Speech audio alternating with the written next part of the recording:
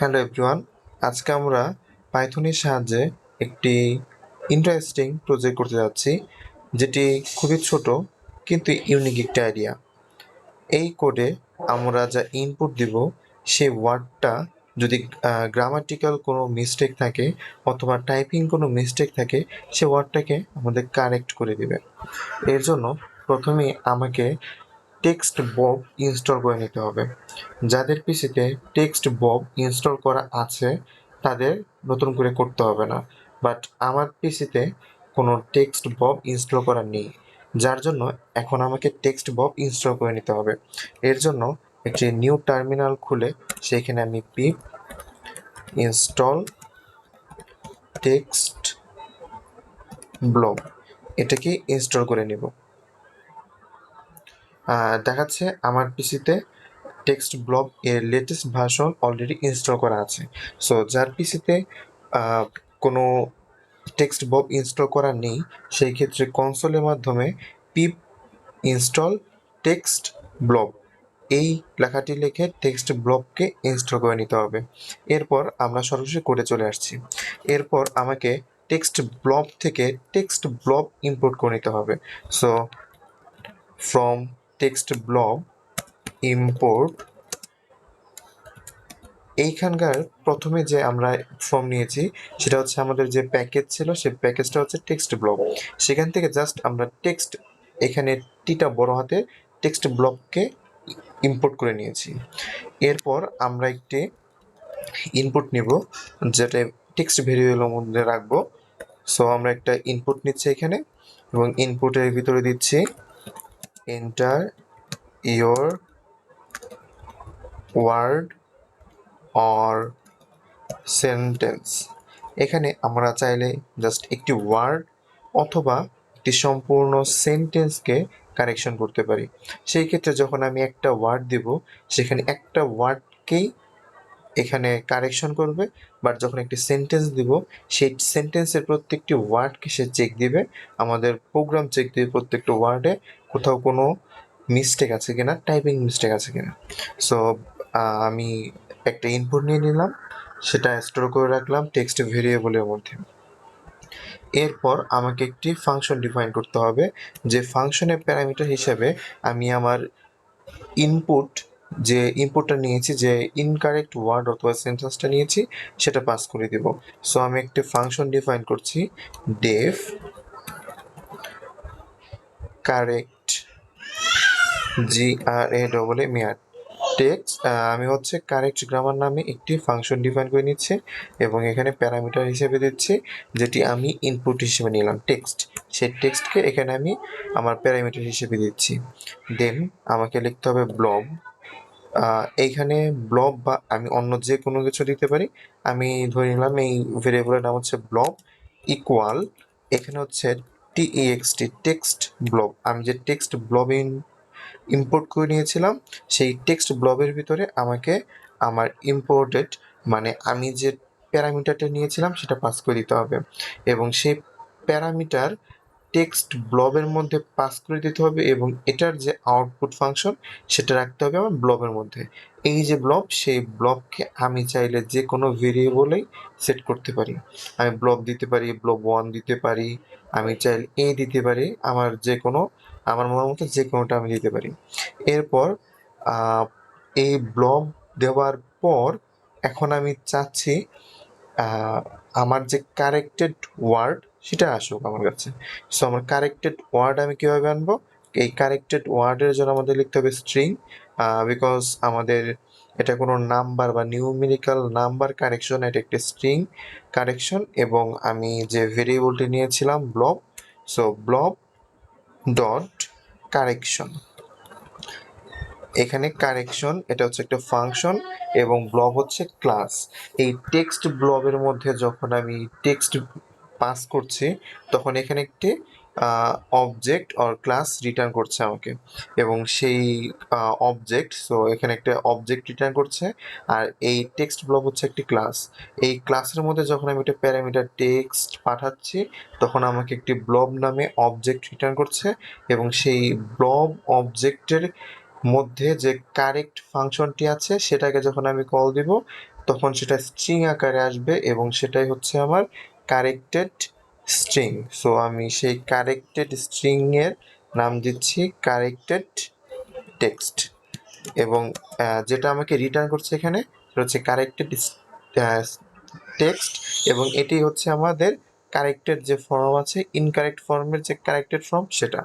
So আমি যেহেতু একটা ফাংশন ডিফাইন করেছিলাম, সো এখান থেকে একটা আমাকে রিটার্ন দিতে হবে। আমরা এখান থেকে রিটার্ন দিব হচ্ছে আমাদের কারেক্টেড টেক্সট। এই কারেক্টেড টেক্সটকে আমরা রিটার্ন করে দেবে এই ফাংশন থেকে। সো এখন এই ফাংশনকে আমাকে কল করতে হবে। আমি ইনপুট নেওয়ার পর এই কারেক্ট গ্রামার যে ফাংশনটি আছে, এখন এটাকে কল করব। এটাকে কল করার জন্য corrected C O double R ECT corrected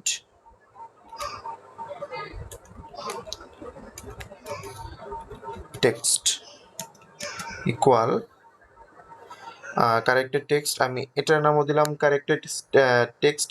এখন আমি চাইলে এটাকে শুধুমাত্র টেক্সট দিতে পারি, কারণ এই ভেরিয়েবলের এখানে যে আমি ফাংশনের ভিতর যে ভেরিয়েবল কল দিয়েছিলাম, এটার সাথে ফাংশনের বাইরে ভেরিয়েবল যদিও ম্যাচ নেম একদম সেম, হুবহু সেম, তবুও এটার সাথে এটা ওভারল্যাপ হবে না, কারণ এটা হচ্ছে গ্লোবাল, এটা হচ্ছে local. So corrected text equal, এখন আমাকে ফাংশনটি কল দিতে হবে, সেটা হচ্ছে কারেক্টেড গ্রামার এবং এর ভিতরে আর্গুমেন্ট কি পাস করতে হবে, পাস করতে হবে হচ্ছে টেক্সট। সো আমি টেক্সট পাস করে দিলাম এবং কল দিলাম আমাদের চেক গ্রামার ফাংশনটিকে এবং টেক্সট এখানে আসলো এবং টেক্সট ব্লব ক্লাসকে কল দিল এবং একটি অবজেক্ট রিটার্ন করলো, সেটা হচ্ছে ব্লব নামে এবং সেই অবজেক্টের ভিতরে আমাদের এই যে এই ক্লাস যে অবজেক্ট রিটার্ন করলো, সেই অবজেক্টের ভিতরে একটি ফাংশন আছে, সেটা হচ্ছে কারেক্ট ফাংশন। সেই কারেক্ট ফাংশনকে যখন আমি কল দিব এবং সেটা হচ্ছে একটা স্ট্রিং টাইপের হবে, সেই আউটপুটটা হবে আমাদের হচ্ছে কারেক্টেড টেক্সট। আমার যে ইনকারেক্ট টেক্সট, সেই ইনকারেক্ট টেক্সট কনভার্ট হয়ে কারেক্টেড টেক্সটে আসবে এবং সেটাই আমি রিটার্ন করব। সো আমি এখান থেকে রিটার্ন করছি কারেক্টেড টেক্সট। এই কারেক্টেড টেক্সট কোথায় আসবে? আমি যেহেতু এখানে একটি ফাংশন কল দিয়েছি, এটা যেটা রিটার্ন করছে সেটাই চলে আসবে এই ভেরিয়েবলে। সো আমার এই ভেরিয়েবলের নাম হচ্ছে কারেক্টেড টেক্সট। সো এখন আমার আউটপুট বা কারেক্টেড যে ফর্মটা সেটা আছে এটার মধ্যে। সো এটাকে এখন আমাকে প্রিন্ট করতে হবে। সো আমি যদি এটাকে প্রিন্ট করি, প্রিন্ট কারেক্টেড, সো এখানে আমি কারেক্টেড ফর্মটা প্রিন্ট করব এবং সেটা হচ্ছে কারেক্টেড টেক্সট। সো এখন আমি আমার কোডটি রান করে দেখি এখানে কোনো এরর বা কোনো প্রবলেম পাওয়া যায় কিনা। আমার কোডটি সাকসেসফুলি রান হয়েছে এবং আমি একটি ইনকারেক্ট ওয়ার্ড দেবো এখানে, যেমন ম্যাথিমেটি এই পর্যন্ত দিলাম। এখন ম্যাথিমেটিক এই ওয়ার্ডটা আমার টাইপিং মিস্টেক হয়েছে। এখন আমি চেক করে দেখব যে আমার প্রোগ্রামটা ঠিকমতো কাজ করছে কিনা। যদি আমার কারেক্টেড যে ফর্ম সেটা ঠিকমতো আসে, তাহলে প্রোগ্রামটা ঠিকমতো কাজ করছে। আমি এন্টার দেওয়ার পর আমার যে কারেক্টেড এইখানে যে আউটপুটটা আসলো বা প্রিন্টএফ করেছি, সেখানে ম্যাথমেটিক বানানটা কারেকশন হয়ে এসেছে। সো বুঝতে পারলাম আমার এই কোডটি সাকসেসফুলি রান করছে। এরপর যদি আমি এখানে কোনো সেন্টেন্স দিই, সেই ক্ষেত্রে দেখি কাজ করে কিনা। যেমন হো আর ইউ, হো আর ইউ, আমি এই সেন্টেন্সটা লিখতে চেয়েছিলাম, বাট এখানে H O and A R, H O এরপর ডাব্লিউ মিসিং এবং এ আর এরপর ই মিসিং। এখন এটা ঠিকমতো কাজ করতেও পারে, নাও করতে পারে, কারণ এই প্রোগ্রামটি সম্পূর্ণ সেন্টেন্সের অর্থ বুঝে এর কোথায় ভুল আছে সেটা কিন্তু প্রেডিক্ট করছে না। এটি শুধুমাত্র ইন্ডিভিজুয়াল ওয়ার্ড এর কারেকশন দেওয়ার জন্য তৈরি করা। সো এটি ঠিকমতো কাজ নাও করতে পারে। এখন আমি ইন্টার দিয়ে দেখি টু আর ইউ। সো এখানে এইচ ওকে ও মানে এই প্রোগ্রামটি মনে করছে না এইচ ও হবে না, হয়তো এটা টু হবে। ইউ আনচেঞ্জ এবং এ আর এটাকে আর সে প্রেডিক্ট করতে পারেনি। সো প্রথমটা এবং দ্বিতীয়টা তৃতীয়টা তিনটার মধ্যে সে জাস্ট প্রথমটা চেঞ্জ করেছে। এরপর যদি আমি আরেকটা দিয়ে চেষ্টা করি, আই আগে হচ্ছে আমি রান দিয়ে নিই।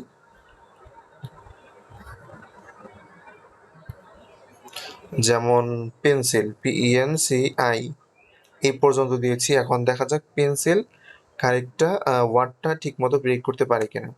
সো পেন্সিল এটা ঠিকমতো প্রেডিক্ট করতে পেরেছে এবং আমাদের কারেক্ট অ্যান্সার দিয়েছে। সো এটি mainly just word based, but সেন্টেন্সে খুব একটা কারেক্ট আমাদের মিনিং অথবা গ্রামাটিক্যাল ইররগুলো ঠিক করতে পারবে না, আমাদের টাইপিং মিস্টেকগুলা ঠিক করতে পারবে না, বাট অনেক ক্ষেত্রেই আমাদের ওয়ার্ডের কারেকশনগুলো ঠিক করতে পারবে। আমি যদি এখানে বুক লিখতে চাই, BOK, সেই ক্ষেত্রে সেটি ঠিকমতো কাজ করবে না, কারণ BOK দ্বারা সে বুক বুঝছে না। সে প্রথম সে চিন্তা করে নিচ্ছে যে এখানে টোটাল 3টা ক্যারেক্টার ছিল। সো হয়তোবা এটা BO এরপর ওয়াই দিলে একটা কারেক্ট ওয়ার্ড হয়, সেই ক্ষেত্রে এটা মনে হয় বয় হবে। সো সে কারেক্টেড ওয়ার্ড দিচ্ছে বয়, বাট আমি কিন্তু এখানে বয় লিখিনি, আমি বুক লিখতে চেয়েছিলাম।